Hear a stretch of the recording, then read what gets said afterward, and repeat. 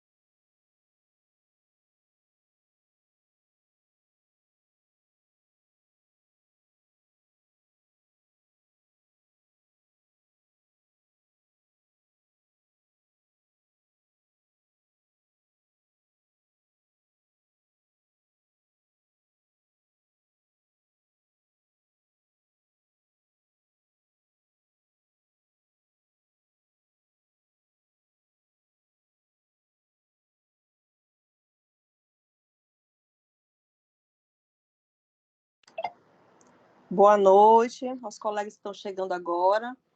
Daqui a pouquinho a gente vai começar. Dá uma tolerância de mais 5 minutos, tá?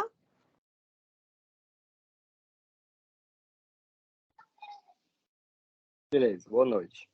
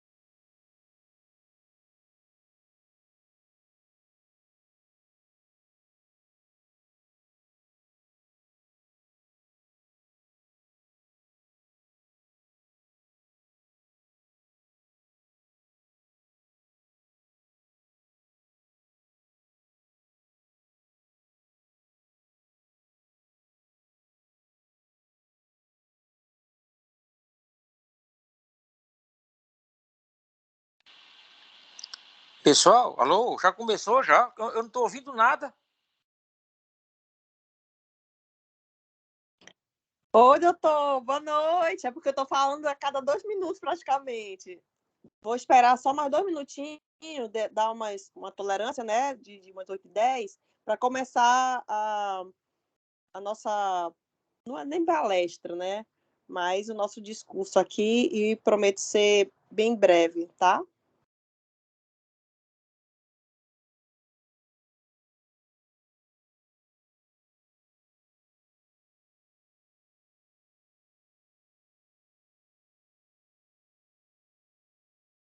Eu pensei que estava mudo aqui, viu? Aí eu saí e voltei, mas estamos aqui aguardando, tá?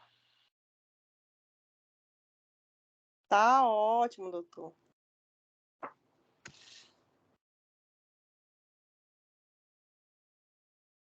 Deixa eu abrir aqui a minha tela. Eu tive que fazer toda uma manobra. Ainda bem que Marília está me auxiliando, né, Marília? O microfone não estava funcionando. Conte comigo, estou por aqui. Qualquer coisa.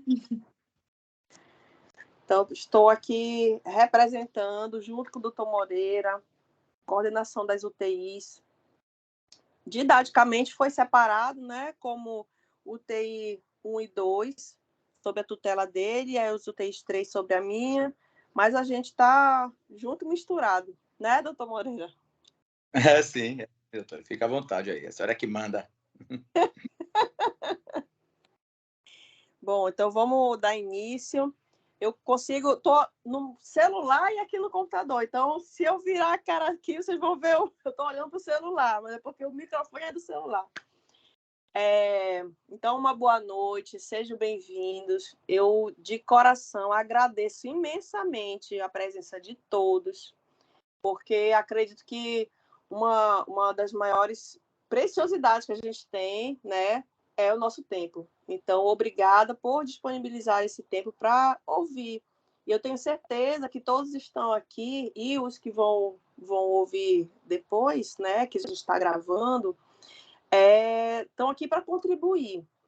E também agradeço aos colegas que, cerca de 18 colegas, responderam aquele questionário do Forms. Aquela é uma pesquisa de clima organizacional. É para a gente tentar se enxergar, ouvir, né, os colegas. E dessa forma, a gente tentar entender como é que a gente está trabalhando como um time e o que a gente pode trazer de melhorias. Por muitas vezes a gente entende, a gente ouve, mas não tem como provar, vamos dizer assim, né? E demonstrar para a gestão superior o que a gente almeja, tá certo? Então, aqui, sobre nossas rotinas, vem muito para tentar alinhar nós todos como um time, que a gente consegue se enxergar como um time, a gente tem confiança um no outro, né? E a gente tem propósito, que é de trabalhar junto e crescer. Assim como o Hospital São Mateus foi comprado pela Cora e se transformou no Otto Santos Dumont, não sei se todos já sabem, né? Mas está caminhando para mudar todo o layout do hospital. Então, vou fechar um pouquinho aqui a minha câmera, tá? Para a gente focar nos slides. Então, assim, quando a gente pensa no que é a missão, a visão, os valores de uma empresa, a gente vê o quê? Que a missão é o propósito, é o porquê daquela equipe trabalhar todos os dias. A visão é o que se busca alcançar ao longo prazo. E os valores é o que se quer ser reconhecida no mercado, né? Então, a missão da Otto Santos Dumont, porque antes do São Mateus, ela tinha um. Então, como mudou a gerência, eles mudaram tudo. Tanto a missão, quanto a visão, quanto os valores. Eu tive que pesquisar isso daí, que antes não era, agora mudou. Então, assim como mudou o sistema, né, o de gestão superior, vai mudando gestão média para a gente tentar equilibrar isso daí e caminhar cada vez mais para o quê? Para uma excelência assistencial. Aí vem a questão da acreditação hospitalar. Quando a gente fala em qualidade assistencial, a gente pensa em quê? Em processos, né? Em equipe, em infraestrutura. E para que a gente demonstre que a gente tem essa qualidade, a gente tem organizações que vêm para garantir o quê? Selo de qualidade.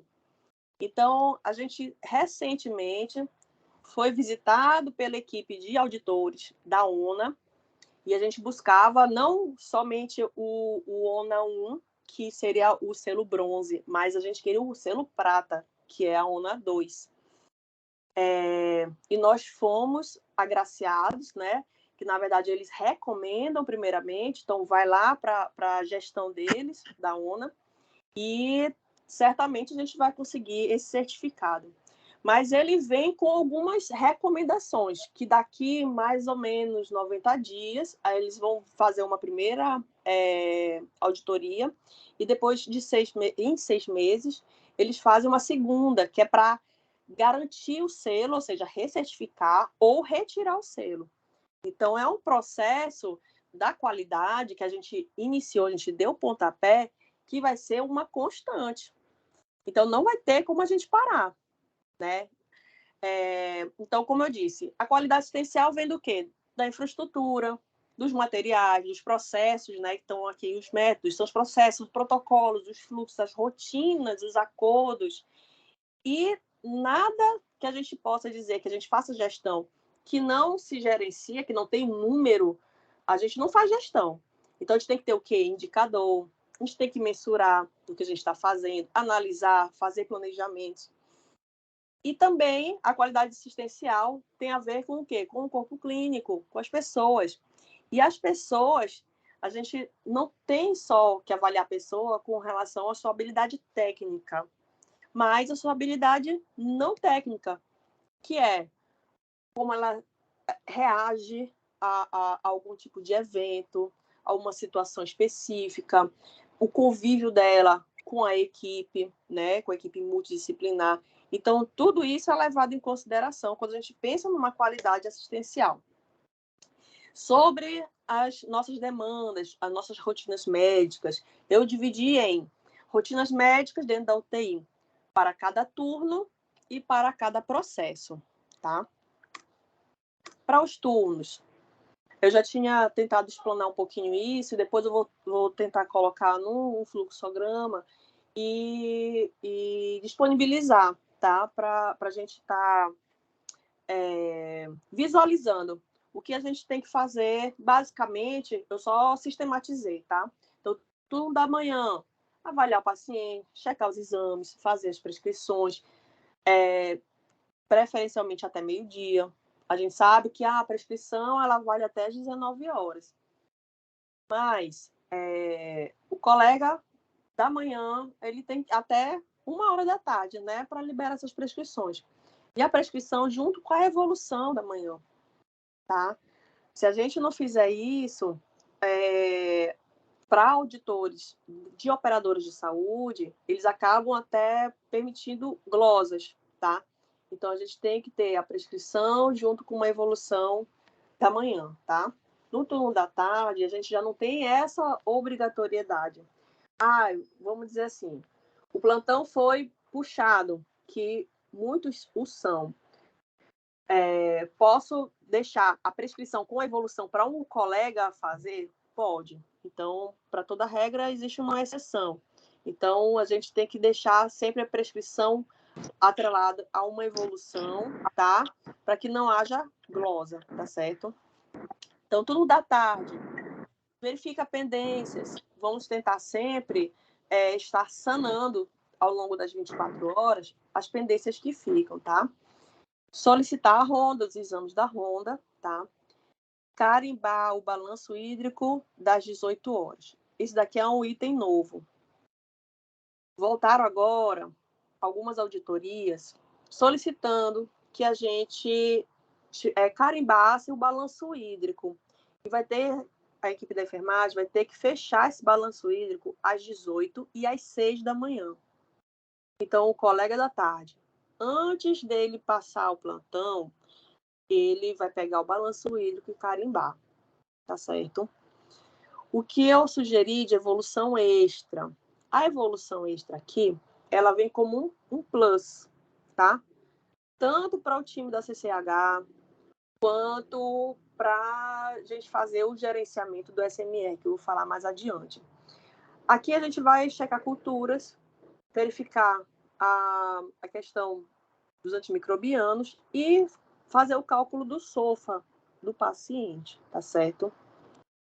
Turno da noite, novamente, verificar pendências, sanar pendências, fazer a evolução noturna, que é a evolução padrão, tá certo? E carimbar o balanço hídrico às 6 horas da manhã. Então, assim, o colega, antes de passar o plantão dele, às 7 horas, né, vai precisar carimbar esse balanço hídrico, tá? Então, 6 horas da manhã, o balanço hídrico, ele vai estar atrelado ao plantonista da noite, a quem está saindo. E às 18 horas é o plantonista da tarde, tá? E jamais esquecer a passagem de plantão, que isso demonstra que a gente se comunica, que a gente faz essa transição de cuidados dentro da nossa unidade, entre os turnos. Sobre os processos. Processos a gente faz com admissão, com a prescrição, exames, né, requisições de medicamentos, outros itens de alto custo, as nossas evoluções diárias, a alta, protocolos e a gestão de acesso, sobretudo às famílias e os profissionais externos. Da admissão, a gente tem que ter evolução, padrão, admissão, tá? Esse daí eu tinha feito já um compilado e foi muito bem pontuado, tá? A gente ainda não teve nem 50% de adesão, mas eu acredito que a gente vai garantir 100% de adesão. E nesse quesito a gente foi muito bem pontuado pelos auditores da ONA. Por quê? Ali a gente coloca quais são os riscos do paciente, descreve a reconciliação medicamentosa e, principalmente, coloca um plano de alta. A gente ainda não trabalha adequadamente o que descrever ali no plano de alta, mas a gente tem uma evidência. E, como eu estou colocando aqui, é um processo de construção. Assim como o plano terapêutico, a gente foi bombardeado, mas a gente está começando. Então, isso é importante. E a gente vai conseguir construir e melhorar isso cada vez mais. Então, evolução padrão. O que é importante? Na nossa admissão, a gente solicita os exames, né? Então, tem os exames padronizados, que é importante para o cálculo do SAPS, que é um score prognóstico. A gente tem o EpiMed, a gente conseguiu o EpiMed. Esse sistema, ele faz benchmark com quase 3.000 UTIs do Brasil. É maravilhoso e é sofrido também. Por quê? Ali a gente fica evidenciado a nossa qualidade, né? Então, a gente precisa melhorar, a gente tem vários pontos para melhorar. Quando a gente padroniza a solicitação de exames da admissão, com principalmente o que é que vai impactar lá no cálculo do SAPS, bilirrubina, gasometria arterial. Quem faz a inserção desses dados no EpiMed é uma enfermeira, tá? Qual é outro dado que a gente acaba tendo viés no cálculo do SAPS? É a dose em micrograma por quilo minuto de drogas vasoativas. Porque o que acontece? Ela vai avaliar a evolução. Então, se a gente descrever isso já na nossa evolução padrão, fica mais fácil para ela alimentar o sistema e fica mais fidedigno o nosso SAPS, tá certo? Outro item que já tem que colocar, e isso é na nossa prescrição da admissão, são os alarmes, tá? Que é a prescrição de padronização de monitorização, tá? Da nossa prescrição, isso já é um hábito. Então, a gente colocar dieta, a gente tem que checar o esquema antimicrobiano, as medicações profiláticas de lesão de mucosa gastroduodenal, TEV, lesão de córnea para os pacientes que estão sobre ventilação mecânica, né? Oxigenoterapia e inaloterapia, fisioterapia, VNI e ventilação mecânica, a padronização da monitorização, que são dos alarmes multiparamétricos, certo? E, sobretudo, algo muito importante da nossa prescrição é medicação não genérica. Quando a gente trabalha com benchmark, a gente tem o benchmark através do BI interno da rede Cora, certo? O que nos sustenta é basicamente o que o paciente gera para o hospital, tá? Então, o custo dele, a gente tem que tentar, vamos dizer assim, ter um ganho, tá? Então, como é que a gente tem um ganho daquele paciente? O que é que faz valer aquele paciente? Qual é o ticket daquele paciente? A diária dele está relacionada a quê? A dieta, ao antimicrobiano adequado, oxigenoterapia, a fisioterapia, a ventilação, os exames que a gente faz para um diagnóstico adequado e medicações que a gente coloca, se necessário, os curativos que às vezes a gente desconhece, eu desconheço. Então a gente põe lá os curativos que eu fiz o acréscimo, né, nessa última semana, para que a enfermagem tivesse aquele menu, vamos dizer assim, e fizesse a solicitação de pronta. Porque, às vezes, elas podem esquecer que tem determinado curativo que é um pouco mais adequado, né? E aí, o que acontece? Quando a gente faz esse benchmarking interno de diária, né, de custo desse paciente na UTI, perfis hospitalares que são semelhantes ao nosso, com prescrições semelhantes, que a gente já tirou esse viés da prescrição, eles acabam ainda assim ganhando, vamos dizer assim, o valor mais do que o nosso. E por que isso tem acontecido? Tem acontecido muito por questão de glosa, tá? Antigamente, auditores de operadoras de saúde, eles vinham com uma certa regularidade que dava um tempo da gente resolver nossas pendências. Hoje, eles estão fazendo praticamente em tempo. Então, eles estão vindo hoje para avaliar a prescrição de ontem. Então, a gente tem que ser mais rápido que eles, tá? Então, a gente tem que zerar. A gente tem que tentar fazer um projeto de 0 pendências, tá? Muitas pendências com relação a medicações estão relacionadas a simplesmente no fato de não escrevermos, e isso eu falo porque eu também não fazia, às vezes eu esquecia. Então, escrever medicação não genérica, né? Medicação não genérica, assinar, carimbar. Pode ser no final da prescrição, colocar itens 1, 2, 3, 4, 10, não genéricos, assina e carimba? Pode. Pode ser item a item? Pode. Então, fica a critério, mas jamais esquecer de escrever, tá certo? Exames, solicitação, alguns medicamentos ou exames de alto custo, ou PME. Tem uma barrinha que é GIH, tá? Vou prescrever um meropenem. O meropenem é alto custo. Eu posso ir lá na barrinha do GIH e já descrever por que eu estou iniciando aquele esquema antimicrobiano, tá certo? Então, eu já faço a minha prescrição, já gero aquela folhinha de alto custo, então, estou zerando ali essa minha pendência, tá? Então, preencher, imprimir as guias de alto custo.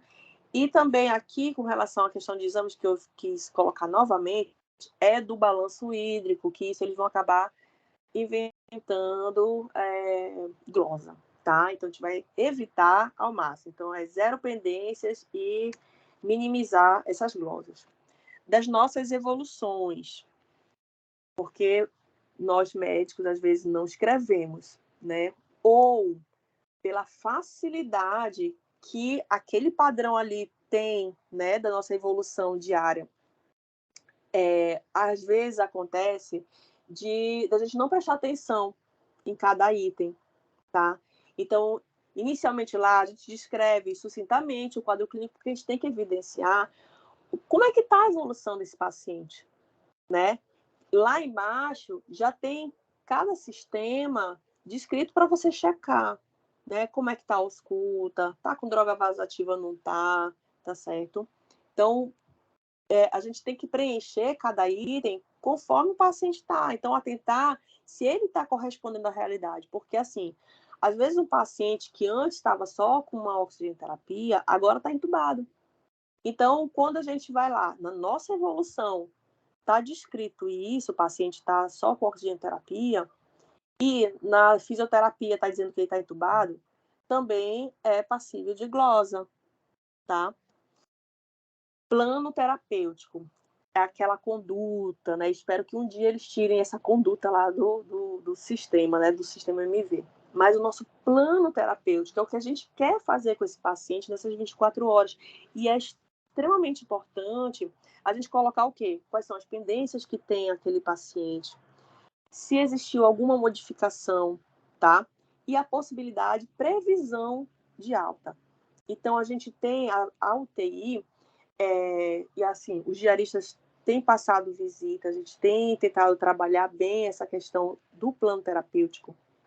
E a UTI, assim como outras unidades, unidades abertas, tem que tentar trabalhar com a previsibilidade, tá? Então, assim, paciente está em uso de droga vasoativa, possibilidade alta, 24 horas depois de desmame de droga vasoativa, certo? A alta dele. Bom, esse paciente a gente visualizou, fizemos a visita, ele tem possibilidade de alta hoje, certo? Então, hoje, pela manhã, impreterivelmente, é o melhor momento da gente chegar, avaliar se esse paciente ele tem condições de alta. Então, a gente vai falar com a enfermagem, verbalmente mesmo.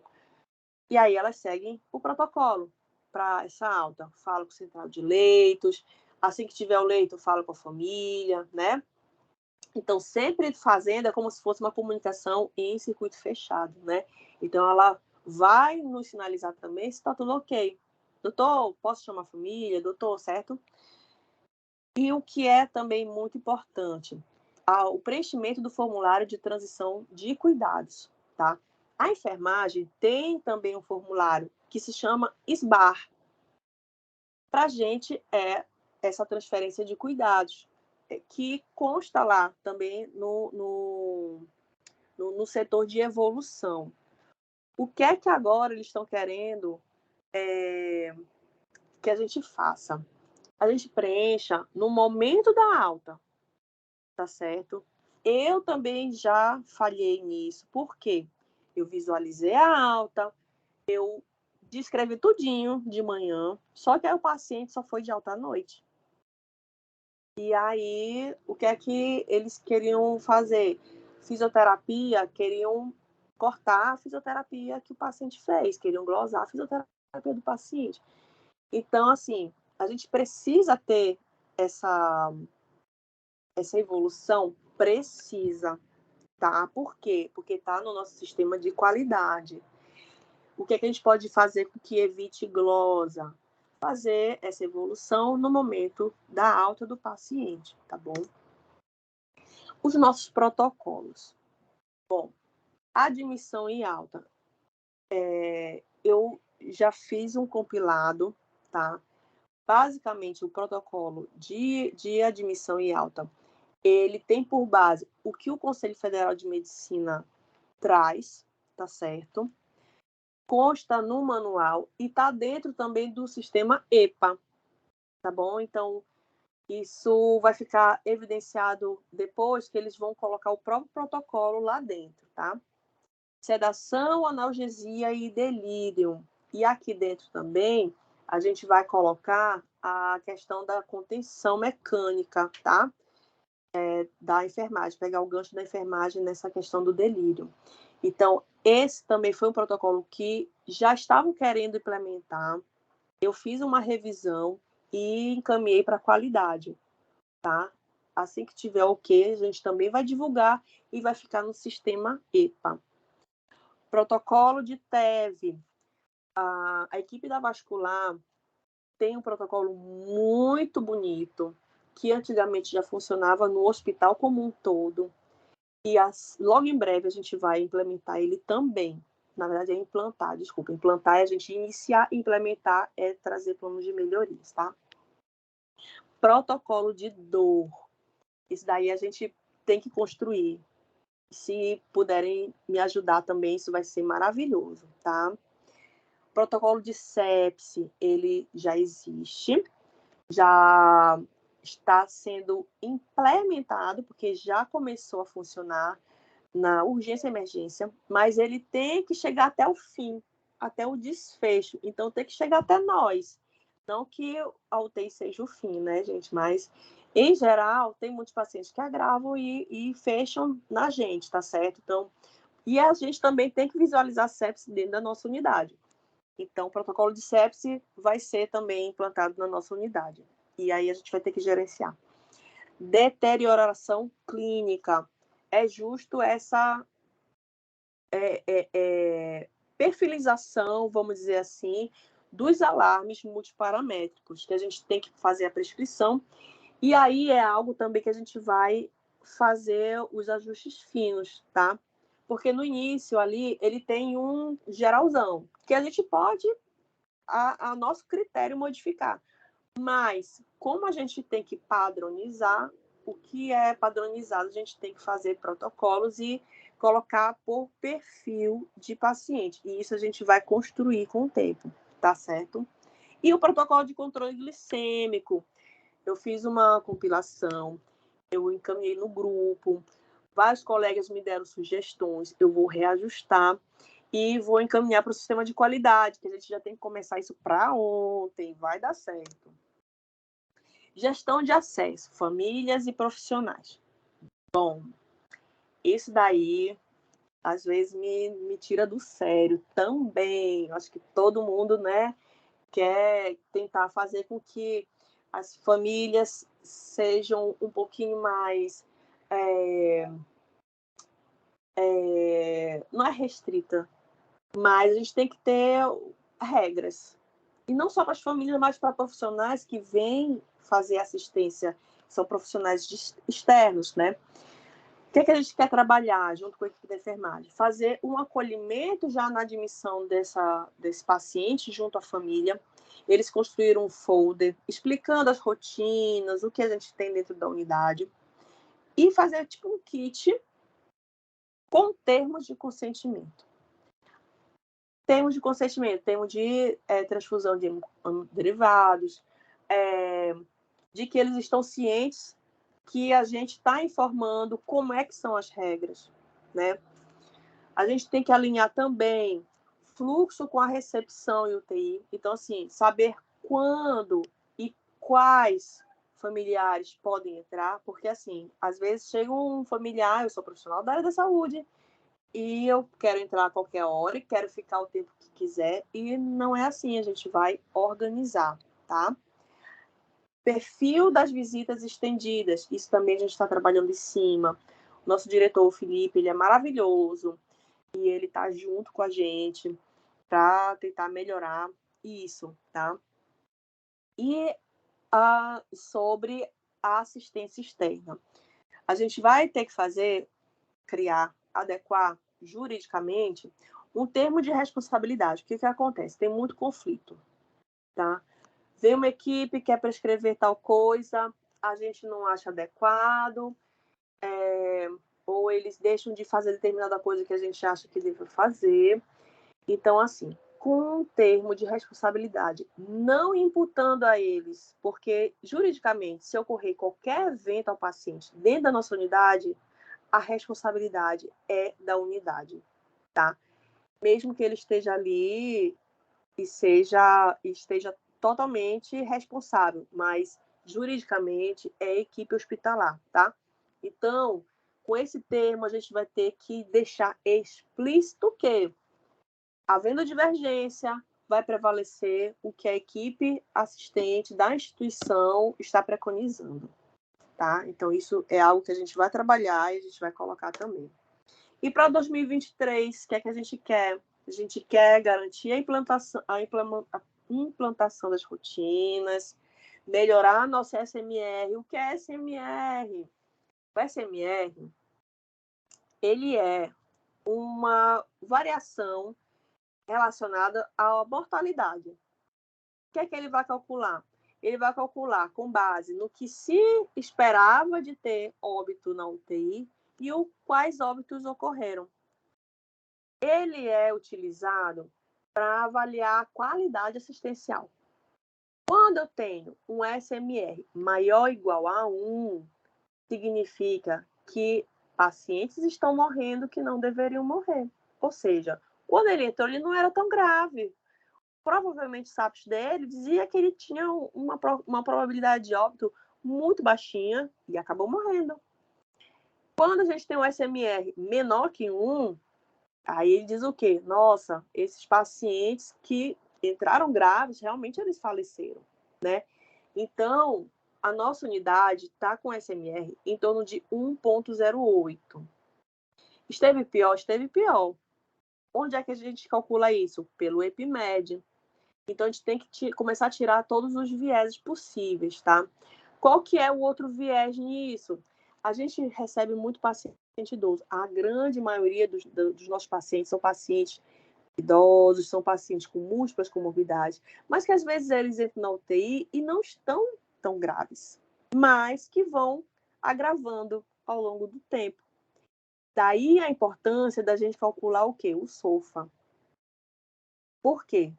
A gente tem um dado, a gente tem um número, né? A gente tem um fator ali, tem um SMR, mas não adianta ter só um número, a gente tem que saber explicar, né? Então, a gente tendo o SOFA, a gente vai poder explicar que esse paciente não entrou tão grave, mas ele agravou ao longo do tempo. Por quê? Era um idoso frágil, acamado, enfim, né? O que a gente pretende também para 2023, além de implantar, como eu falei, os protocolos, a gente tem que gerenciar, porque todos eles vão gerar o quê? Indicadores.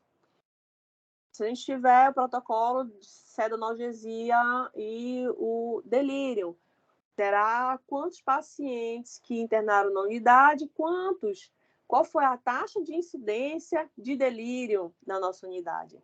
Sepse, como é que está a nossa adesão, como é que estão os desfechos, né, de sepse. Então, tudo isso a gente vai ter que mensurar, né, serão indicadores. Outra coisa que a gente vai fazer, que eu já vim falando bastante, é evitar glosas.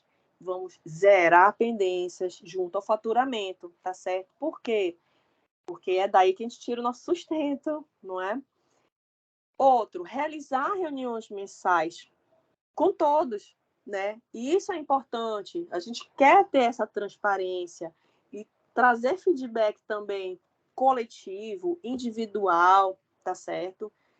Deem feedback para a gente também do que a gente está fazendo. Mais uma vez, agradeço pelas respostas lá do Google Forms e a gente vai trabalhar junto. Tem muita coisa ali que eu já visualizava, os colegas pontuaram também, e isso ganha força, porque não é algo só meu, né? Não é individual, uma opinião individual. A gente está querendo realizar treinamentos, tá? Como a visão, né? O objetivo da instituição, ela quer também como um valor ser reconhecida como um hospital de referência em neurologia, tá? Neurocirurgia. A gente vai trabalhar bastante a questão de protocolo de morte encefálica e com o CIDOT, tá? Então, a gente vai fazer treinamentos, sobretudo, com relação a isso. A gente vai fazer treinamento também, buscar um ACLS para a gente, que a gente merece, mas vamos treinar a equipe de enfermagem também, tá? Com BLS e outras classes, mas principalmente a equipe de enfermagem, tá? E além disso, para o ano que vem é garantir o nosso selo, recertificar na UNA 2 e atrás da UNA 3, tá? Mais uma vez, muito obrigada. Se alguém quiser falar, fale agora. Eu não vou dizer cale-se para sempre, não.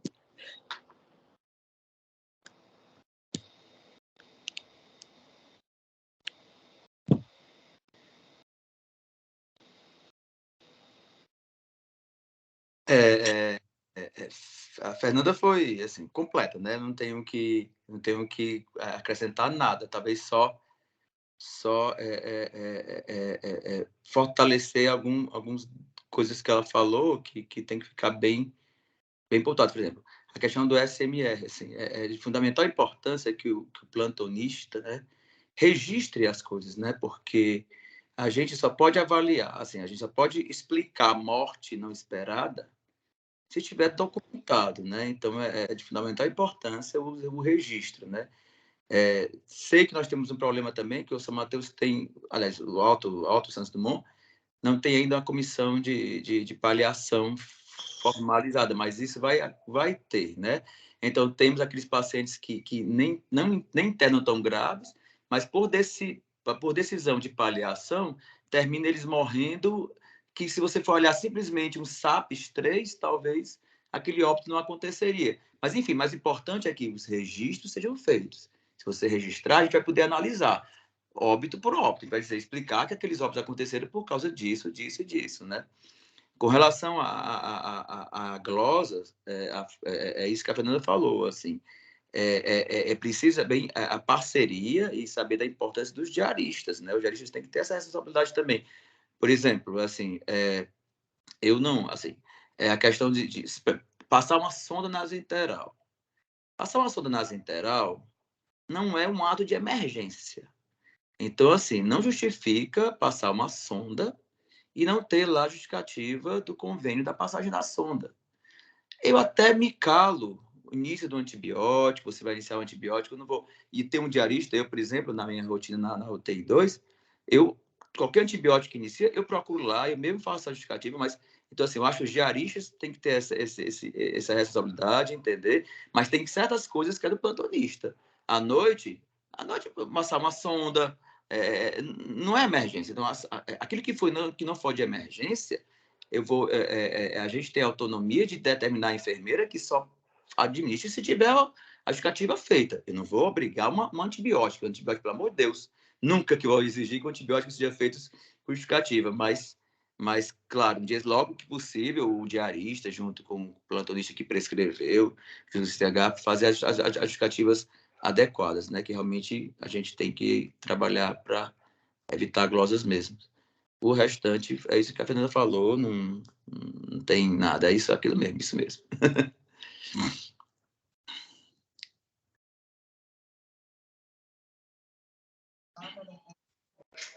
Boa noite. Boa noite.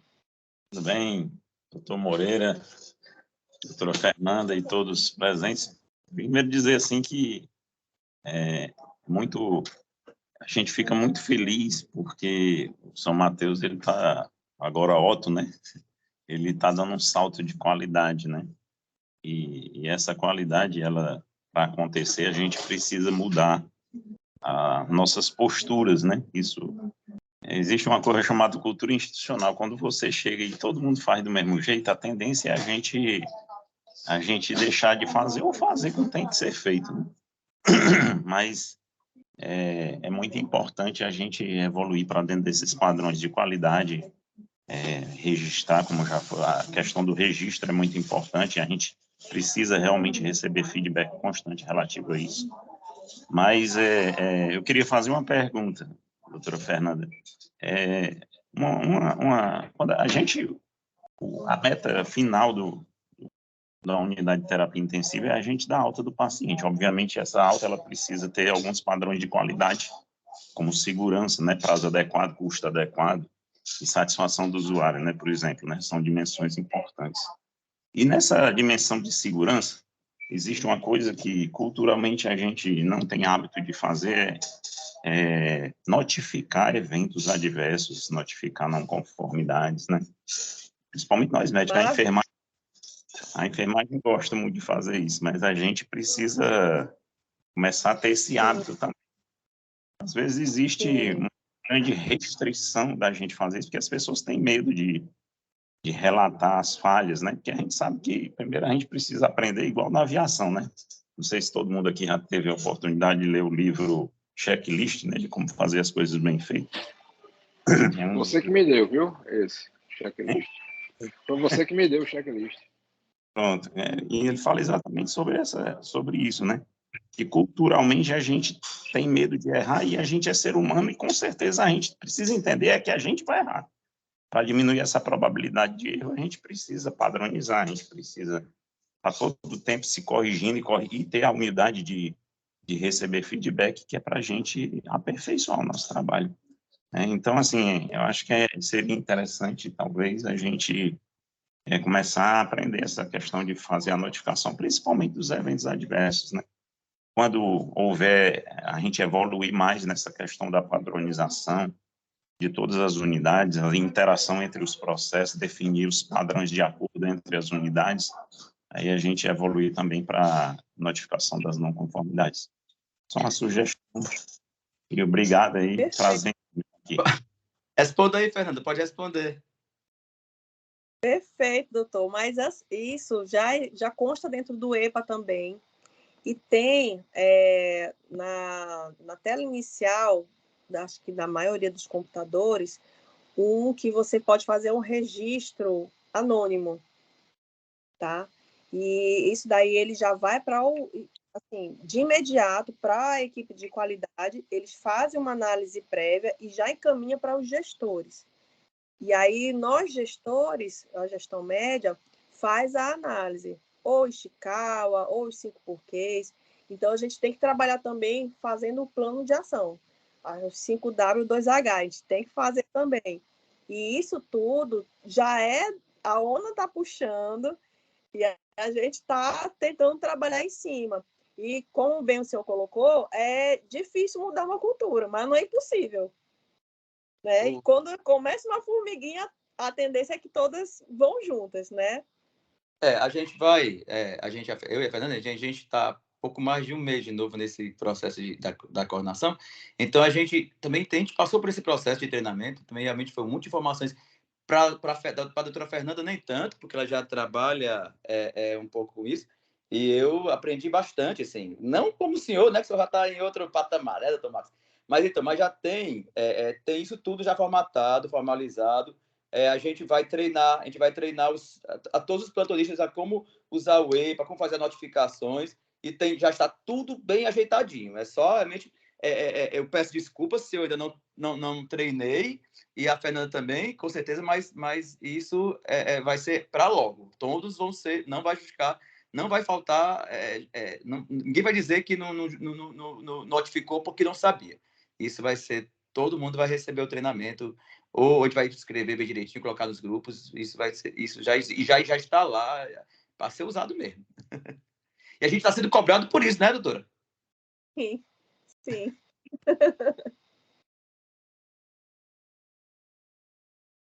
Mais alguém gostaria de falar? O espaço está aberto.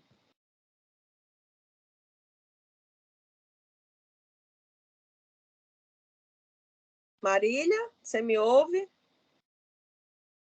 Sim, escuta sim, doutora Fernanda. Acho que tem alguém que levantou a mão. Deixa eu ver aqui. É o Sandro, a Rocha Sandro.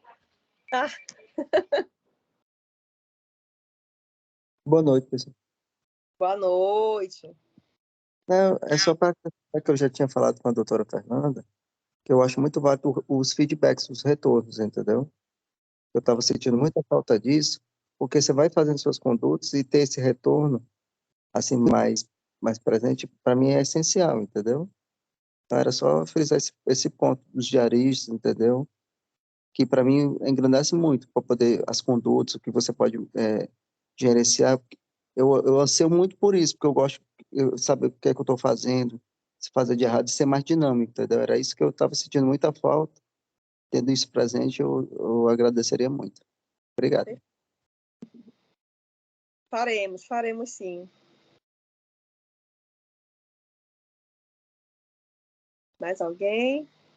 Então, gente, eu vou dar por encerrada. Muitíssimo obrigado. Espero que para o mês que vem a gente consiga organizar um quórum maior, mas esse daqui foi fenomenal.